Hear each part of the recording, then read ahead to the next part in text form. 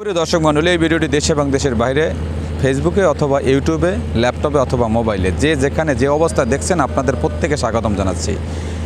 দর্শক মণ্ডলী, পটুয়াখালীর অন্যতম মৎস্যবন্দর আলীপুর যে শিববিরে নদী, সেই শিববিরে নদীর প্রান্ত থেকে এই মুহূর্তে যুক্ত রয়েছি আমি কাজী সাইদ।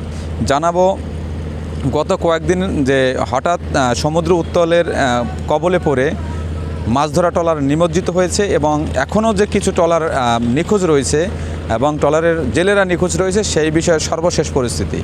তো তার আগে বলে নিচ্ছি, আসলে এই ভিডিওটি যদি আসলে আপনার ভালো লাগে তাহলে আপনার বন্ধুবান্ধবদের দেখবার সুযোগ করে দেবেন এবং লাইক দেবেন।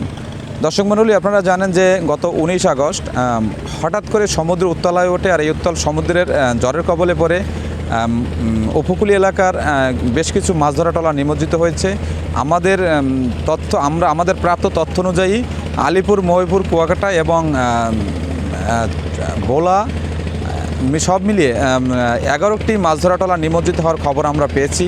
আর এই নিমজ্জিত ট্রলারে 9 জন জেলে কিন্তু এখনও নিখোঁজ রয়েছে এবং এখন পর্যন্ত 6টি মাছ ধরা ট্রলার নিখোঁজ রয়েছে এবং সেই 6টি মাছ ধরা ট্রলারে 107 জন জেলে নিখোঁজ রয়েছে।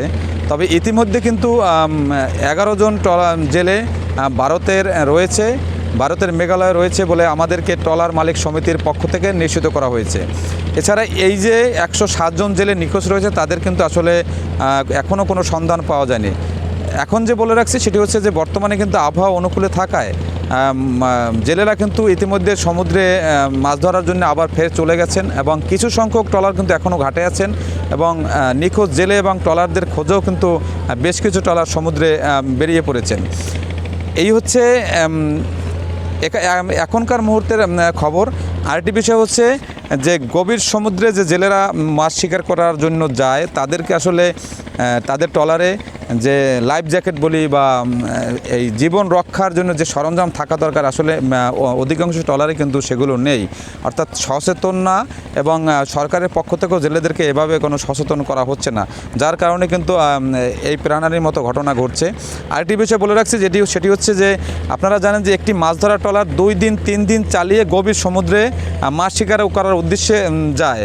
তো হঠাৎ করে যখন আবহাওয়া অধিদপ্তর থেকে আবহাওয়ার সংকেত দেওয়া হয় বা সতর্ক সংকেত জারি করা হয় তখন কিন্তু 2-3 দিনের ভিতরে কিন্তু আবার তাদের ফেরত আসতে হয়। তো হঠাৎ করে যখন আবহাওয়া অধিদপ্তর থেকে বা অফিস থেকে সতর্ক সংকেত জারি করা হয় তখন কিন্তু অল্প সময়ের মধ্যে জেলেরা কিন্তু ঘাটে ফিরতে পারে না, যার কারণে কিন্তু সমুদ্রে যে এই মাছ শিকারের যে করতে গিয়ে যে জেলেরা ট্রলার সহ নিমজ্জিত হয় সেই ঘটনা ঘটে। আরেকটি বিষয় জানিয়ে রাখছি সেটি হচ্ছে গতকালকে ভাই নামের একটি ট্রলারে 16 জন জেলে ছিল। তারা সমুদ্রে ভাসমান অবস্থায় ছিল, প্রায় 60 ঘন্টা তারা সমুদ্রে ভাসমান অবস্থায় ছিল। সেখান থেকে কিন্তু 13 জন জেলেকে উদ্ধার করা হয়েছে। আর 3 জন জেলের ভাগ্যে কী ঘটছে তা কিন্তু এখনও নিশ্চিত করে কেউ বলতে পারছে না। 3 জন জেলে 16 জন এক জায়গায় থাকলেও 13 জন কিন্তু উদ্ধার হয়েছে আর 3 জনের কোনো সন্ধান পাওয়া যাচ্ছে না। তো এখন বলা যাচ্ছে যে আসলে আবহাওয়া অনুকূলে থাকায় কিন্তু মাছ ধরা ট্রলারগুলো সমুদ্রে চলে যাচ্ছে আর কিছু ট্রলার কিন্তু আসলে নিখোঁজ জেলেদের সন্ধানের জন্য সমুদ্রে বেরিয়ে পড়েছেন। আরেকটি বিষয় বলে রাখছি যে আসলে এখানে মৎস্য ব্যবসায়ী সহ মৎস্য সংশ্লিষ্ট যারা রয়েছেন তাদের সকলে ধারণাও করেছেন যে আসলে এই নিখোঁজ ট্রলারগুলো ভারতের কোনো জায়গায় রয়েছে। বাংলাদেশ সরকারের পক্ষ থেকে মৎস্য অধিদপ্তর, কোস্টগার্ড বা মন্ত্রণালয়ের মাধ্যমে ভারতের সাথে যোগাযোগ করে এই নিখোঁজ ট্রলার এবং জেলেদের উদ্ধারের দাবি জানিয়েছেন এখানকার মৎস্যজীবীরা। দর্শক মণ্ডলী, এই ছিল আমার কাছে ট্রলার নিখোঁজ এবং ট্রলার ডুবির সর্বশেষ পরিস্থিতি। এতক্ষণ শিববিরে নদীর প্রান্ত থেকে যুক্ত ছিলাম আমি কাজী সাইদ। আবার কথা হবে অন্য কোনো জায়গায় অন্য কোনো বিষয়ে। ততক্ষণ ভালো থাকবেন, সুস্থ থাকবেন, নিরাপদে থাকবেন। আসসালামু আলাইকুম।